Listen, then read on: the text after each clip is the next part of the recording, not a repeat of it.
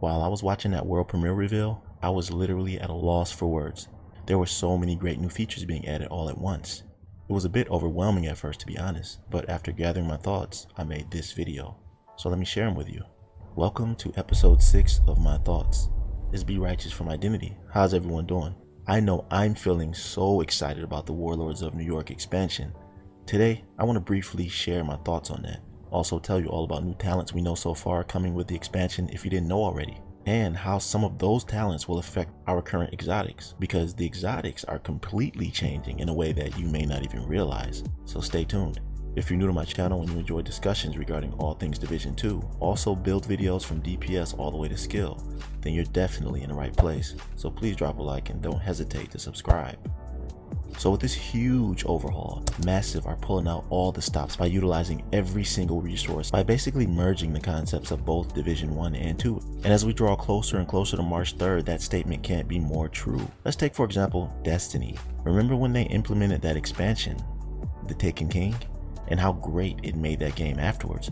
Well, this is that moment for the Division 2, and it's time for our favorite game to rise above the ashes and make its mark. Because what the Taken King did was take everything that was great about Destiny and reincorporate it into that patch, bringing back what everyone loved about it. That's exactly what's happening with Division 2.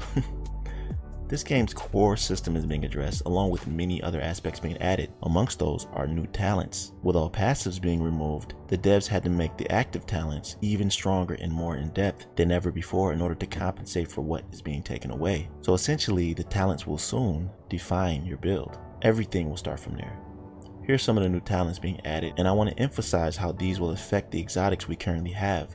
The first talent I want to talk about is called Explosive Delivery. Its description states, when throwing the skill, 15 seconds after landing, it creates an explosion, damaging enemies within 5 meters.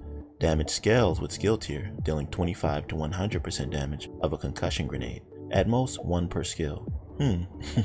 Looks familiar. Check out the similarities with this talent and the exotic BTSU data gloves. Charge Proxies has almost the exact same functionality. Only differences are time it takes to explode, and that there's no status effect involved. It also stacks based on skill tier, and the BTSU gloves got stronger based on how many yellows you had. This is a very in-depth talent, and that's why the devs are allocating this exotic talent's description to the Explosive Delivery. As they said, build defining talents is what they want. This is the starting point, then we build from there. Here's another talent that's very similar to the Sawyer's exotic knee pads talent, Leadership.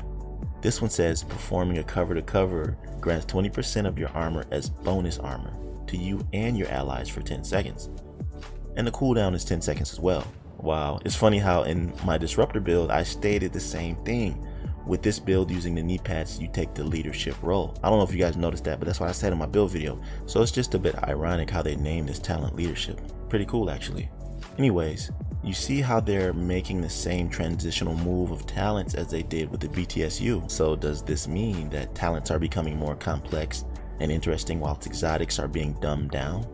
Not even, but more like easier to understand while maintaining the strength of a true exotic. This brings me to the topic of Eagle Bearer and how this expansion will have an impact on exotic weapons also. In the world premiere post show last week, Fredrik said something very important. A lot of people missed it, including me.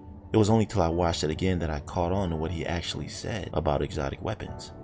He said, Breathe free. But on that note, like we want our exotics to do these big ticket things that are easy to understand, so they don't have the breakdown of like one big talent and then another and then a third holstered. So they have one big talent and then they have the random roles. One big talent and it's random rolls. Does this mean that we'll be able to roll Allegro on an Eagle Bearer, or optimized, or close and personal, whatever? I mean, the list goes on. If this is true, then my original assessments of builds being more deep and immersive than we thought is accurate. The hype is real, man.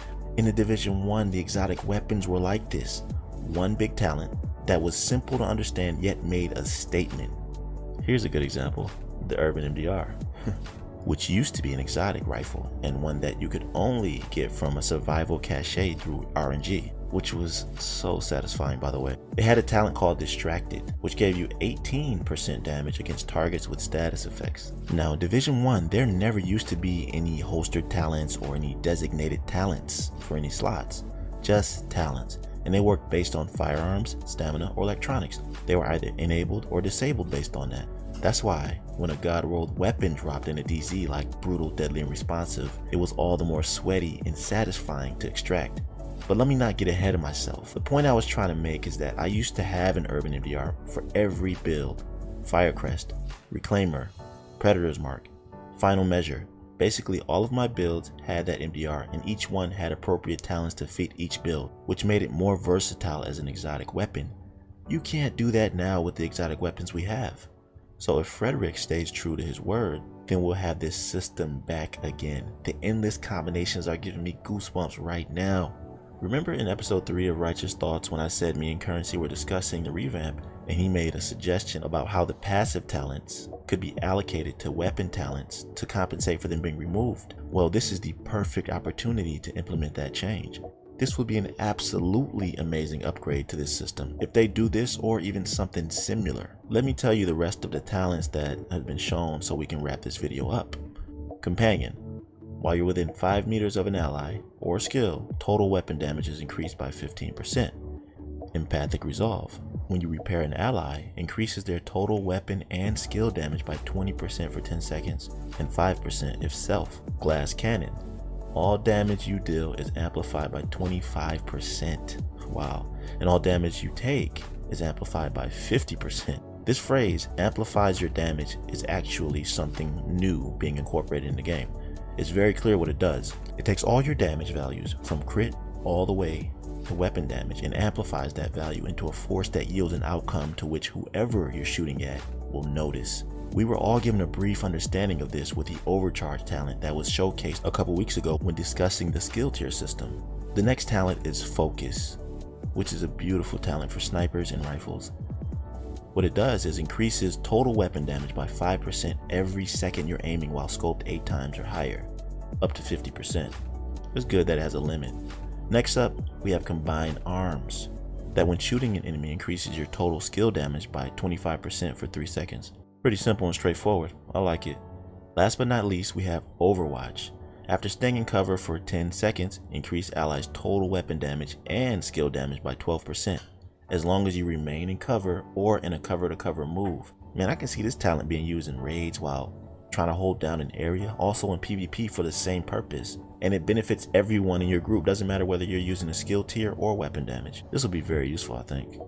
That's all the talents I know of being added with the exception of Obliterate and Composure, which are just being reworked. If there are any talents that I missed, please let me know down in the comment section. Also, I'd like to know how you feel about what I said regarding exotic weapons. Is that something you want implemented? And just your overall thoughts on this discussion.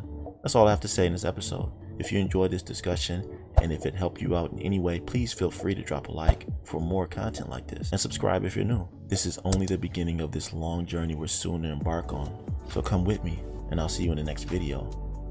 Be right out.